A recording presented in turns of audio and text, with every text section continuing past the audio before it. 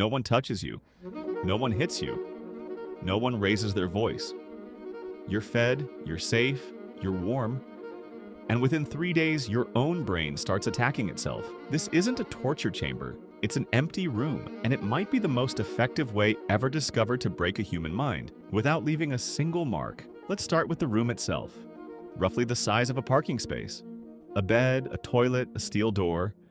No windows, no other voices. Sometimes 1 hour a day outside, alone in a slightly bigger empty room, that's it. That's the whole world now.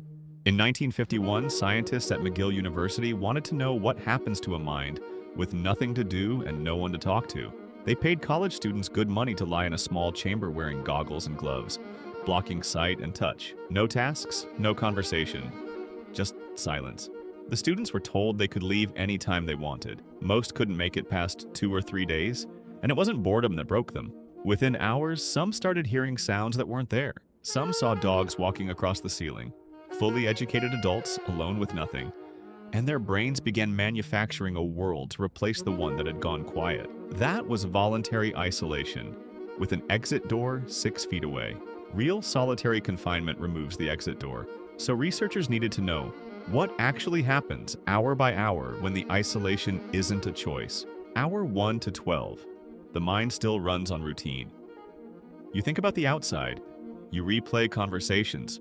Your brain is still operating like it expects contact soon. By hour 24, something shifts. Psychiatrist Stuart Gracian studied prisoners held in isolation and documented a specific pattern he later named SHU syndrome. The first symptoms aren't dramatic. It's a fog. Time stops moving in a straight line. People lose track of whether it's morning or night. Concentration collapses. Reading a single page becomes exhausting. By hour 36 to 48, the brain starts doing something stranger. Deprived of new input, it begins generating its own. Gracian found that a majority of isolated prisoners reported perceptual disturbances. Shadows moving at the edge of vision, whispers in an empty room, the sensation of insects on the skin when nothing was there. This isn't psychosis in the traditional sense. It's a starving nervous system producing static because it has nothing real left to process. Psychologist Craig Haney studied prisoners at California's Pelican Bay, some held in isolation for years, not days. He found that even the earliest stages of isolation produced a measurable spike in anxiety, irritability, and what he called social withdrawal, a growing discomfort with the idea of human contact at all, even as the person desperately craved it. By hour 60 to 72, the pattern Gracian documented tips further. Prisoners described a collapsing sense of self, struggling to remember what their own voice sounded like, doubting whether their memories were real or imagined, panic attacks with no external trigger. Some described an overwhelming urge towards self-harm, not from sadness, but from a desperate need to feel something undeniably real. Here's the part that should be impossible. None of this required violence. No one touched these people. Their bodies were completely safe, and their minds started fracturing anyway. So why does an empty, safe room do this much damage? The answer isn't really about boredom or sensory deprivation at all. In 2003, neuroscientist Naomi Eisenberger ran an experiment called Cyberball. Subjects played a simple ball-tossing game with 2 other players, then were quietly excluded.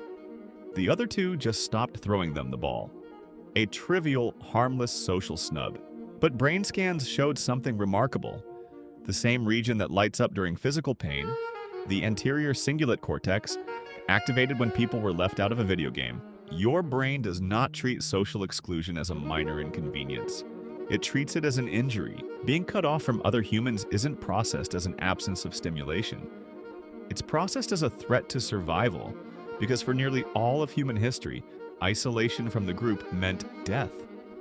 No protection, no shared food, no one to warn you of danger. The fear response you feel from loneliness is ancient hardware doing exactly the job it evolved to do.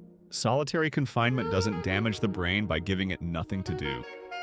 It damages the brain by triggering a threat alarm that was built for exile from a tribe on the savannah, and then never turning that alarm off.